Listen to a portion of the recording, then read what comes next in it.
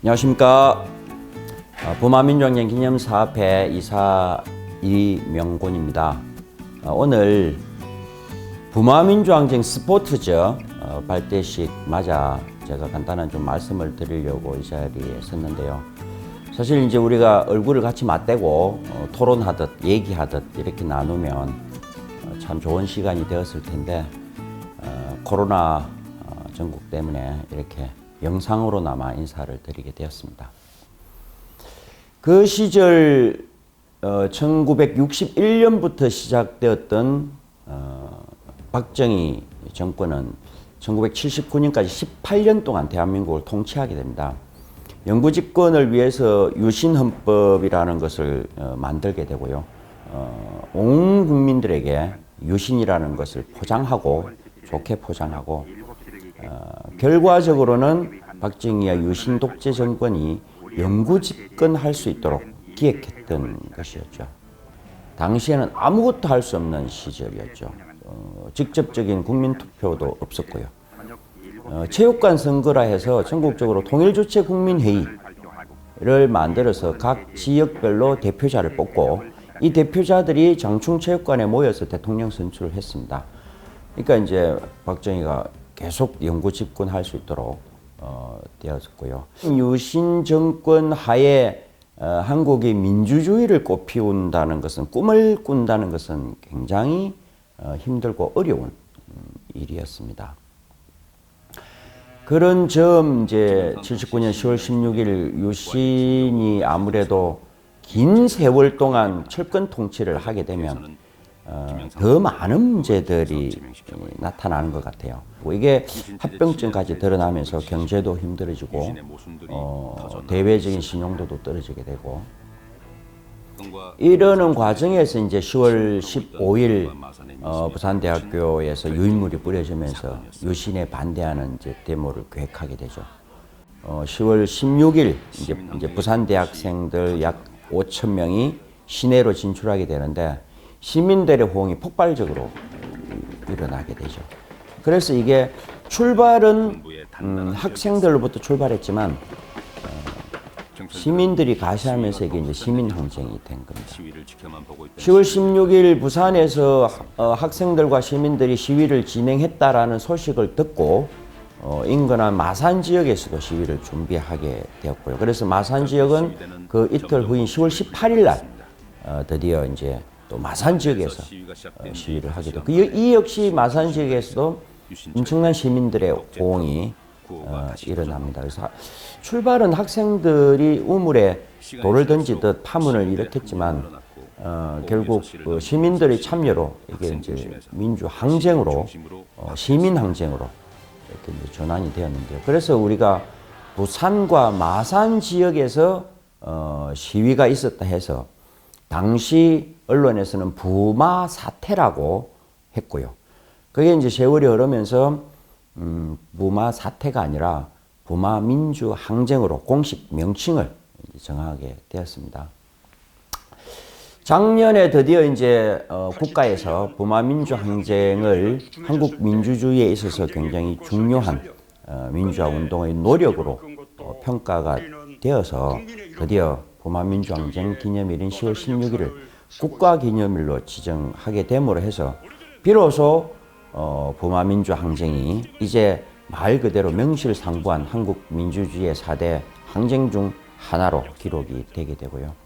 부마항쟁 기념사업을 이제는 그러면 이제 어떻게 할 건가 이런 고민을 사람들이 많이 합니다. 많이 하는데 제일 중요한 건 아직도 진상규명이 채다 밝혀지고 있지 못하다라는 게 우선 핵심 포인트가 될 거고요. 또 이제 부마민주항쟁 과정에서 기록에 의하면 1,500명 이상의 연행자가 발생하였고요. 당시에 뭐 아시다시피 다들 유신 정권 시절이니까 끌려가면 무조건 두드려 맞기부터 했어요. 그래서 고막이 터지기도 하고 뼈가 부러지기도 하고 지금 그 후유증으로 인해서 상당한 신체적 장애를 가지신 분들도 있고 열흘 이상 이제 맞으면서 정신적 스트레스로 인해 우리가 트라우마라고 말하는 외상 후 스트레스 장애 이런 사람들도 있고 그러면 우선 진실규명, 진상규명이라는 것은 이러한 부마민주항쟁이 어떻게 해서 일어났는가. 그리고 이 부마항쟁이 과연 10월 16일 김재규 중앙정보부장에 의한 박정희 시해로 어떻게 이어졌는가. 이런 것까지를 다 이제 조사를 해서 백일화에 드러내야 하고, 그 과정에서 당시 군부 정권은 어떻게 학생들과 시민들 1,500명 이상을 연행해 가서 무자비한 두드려 팹, 폭력 이런 걸로 사람들의 입을 막으려 했는가. 유사한 예로 지금 많은 의문들이 풀리고 있는 그 다음해인 80년 5.18 과정을 보면 백일화에 드러납니다.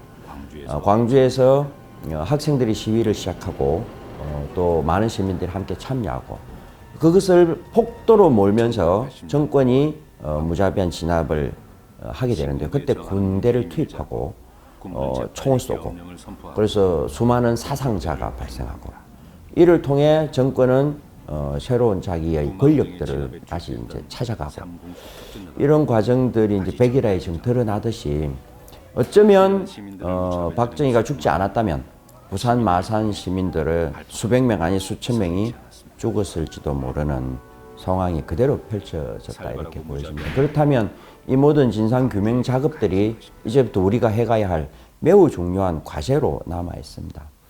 이런 진상규명에 기초할 때 국가기념일 지정의 의미가 보다 커질 것이고, 또 그 당시에 함께했던 우리 부산 마산의 시민들과 학생들의 명예가 또한 더욱더 더 높아지지 않을까, 이렇게 생각하고요. 그래서 이제 이 일을 하려고 하다 보니 홍보도 필요하고, 또 많은 사람들과 함께 행사를 알리고, 또 그 의미를 전달하고, 이제 이런 노력들이 필요한데요. 그 중에 의욕적으로 가장 중요하다고 생각하는 것이 스포츠즈 활동입니다. 스포츠즈라고 하면 우리가 팬클럽이라고 생각할 수도 있을 것이고요. 또 어쨌든 자기가 좋아하는 것을 하는 것도 있지만 의미 있고 가치 있는 것에 함께하는 것도 또한 포함된다고 봅니다.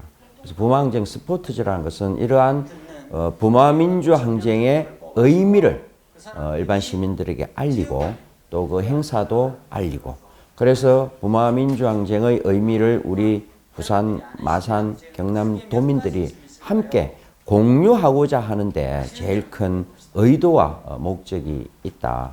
우리 좀 젊은 청년들이 이 일을 같이 해줬으면 좋겠다라고 기획한 데에는 또 다른 이유가 있습니다. 아무래도 이게 오래전에 있었던 과거적 사실입니다. 지금으로부터 41년 전에 있었던, 그러니까 청년 여러분들께서는 당시에 태어나기 전이 아니라 어쩌면 부모님들이 태어나기도 전일 수 있는 이런 시대에 있었던 이 사건을 지금의 젊은 우리 청년들이 다시 한번 들여다보고 공부하고, 그래서 우리의 아버지, 어머니 세대들이, 또 우리의 선배 세대들이 한국 민주주의를 만들어내기 위해 얼마나 피를 흘렸는지, 땀을 흘렸는지, 그러한 노력을 기울였는지, 이런 것들을 좀 들여다 보아달라는 취지도 분명히 담겨 있습니다. 그래서 부마항쟁을 경험한 부마항쟁의 세대보다는 부마항쟁을 경험하지 않은 미래 세대, 이분들이 스포츠즈 활동을 함으로 해서 스스로 한국 민주주의의 가치에 대한 이해들을 좀 할 수 있도록 했으면 좋겠다라는 취지가 핵심 포인트고요. 함께 모여서 즐겁게 부마항쟁을 공부하고 시민들과 함께 이걸 공유하고 알려내는데 많은 활동들을 해주십사, 이렇게 기대하고 또한 요청드립니다.